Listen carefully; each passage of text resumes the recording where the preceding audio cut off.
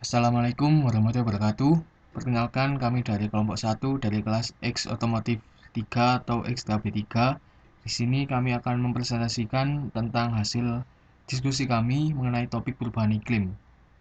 Sebelum itu, anggota dari kelompok kami adalah Abata Happy Praditya dari absen 1, yang kedua Alvin Jayakusuma dari absen 3, yang ketiga Muhammad Marco Aziz dari absen 17, dan yang terakhir Praditya Surya Putra dari absen 20. Langsung saja kita masuk pada topik yang pertama. Peningkatan suhu global dan Indonesia. Kita telah melewati tahun 2020 dengan dua bayang-bayang suram, yaitu pandemi yang menghebat dan bumi yang memanas. Menurut laporan dari Organisasi Meteorologi Dunia atau WMO, 10 bulan pertama tahun 2020 hingga akhir Oktober sebagai yang terpanas kedua setelah tahun 2016. Pemanasan berlanjut selama November 2020 saat La Nina menguat. Laporan bulanan dari Layanan Perubahan Iklim Copernicus Uni Eropa dan Badan Meteorologi Jepang menetapkan suhu bumi saat November 2020 sebagai yang terpanas dalam catatan sejarah. Anomali suhu panas yang paling mencolok terjadi di Alaska Barat dan Utara, sebagian besar wilayah Amerika Serikat, Eropa Utara, Asia Utara, Australia, dan lainnya, dengan peningkatan suhu setidaknya 3 derajat Celcius dibandingkan dengan rata-rata tahunan. Secara keseluruhan, sekitar 6,74% daratan dan permukaan laut dunia memiliki rekor suhu hangat November yang merupakan persentase tertinggi keempat di November sejak pencatatan dimulai pada 1951. Dengan tren ini, tahun 2020 menjadi salah satu tahun terpanas yang tercatat dalam sejarah. Sekalipun demikian, NOAA menyebutkan tahun 2020 menjadi tahun terpanas kedua setelah 2016.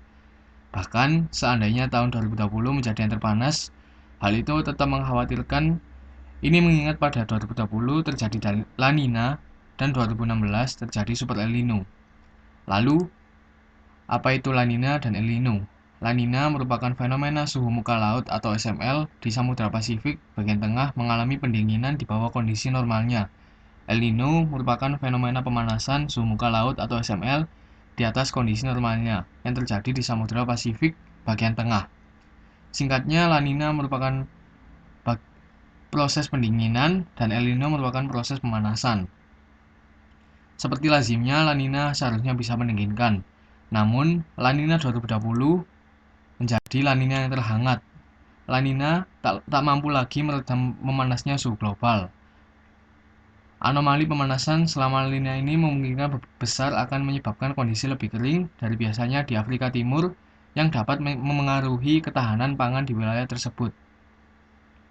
Secara jangka panjang, laporan WMO 2 Desember 2020 menyebutkan rata-rata suhu global pada 2020 mencapai 1,2 derajat Celcius di atas tingkat praindustri.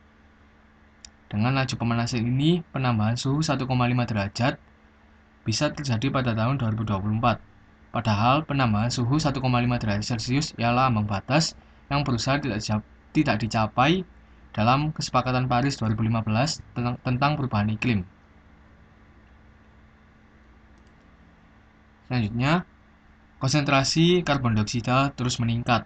Laporan United Science yang diluncurkan September 2020 menyebutkan konsentrasi karbon dioksida di atmosfer terus meningkat ke rekor baru.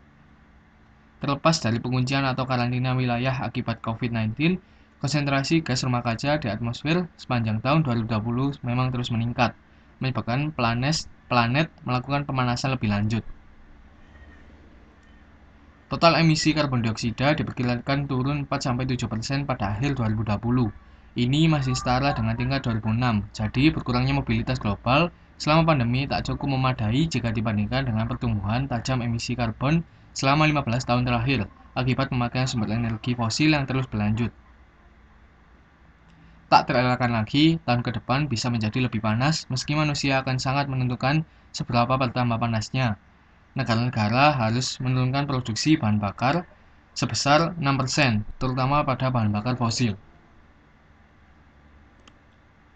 Yang terakhir, langkah mengurangi bencana perubahan iklim juga saling terkait. Misalnya, dengan mencegah deforestasi atau kerusakan hutan, kita juga menggunakan sumber energi yang terbarukan dan ramah lingkungan. Dan yang terakhir tentunya menerapkan reduce, reuse, dan recycle. Sekian dari kelompok kami, mohon maaf apabila ada kesalahan. Terima kasih. Wassalamualaikum warahmatullahi wabarakatuh.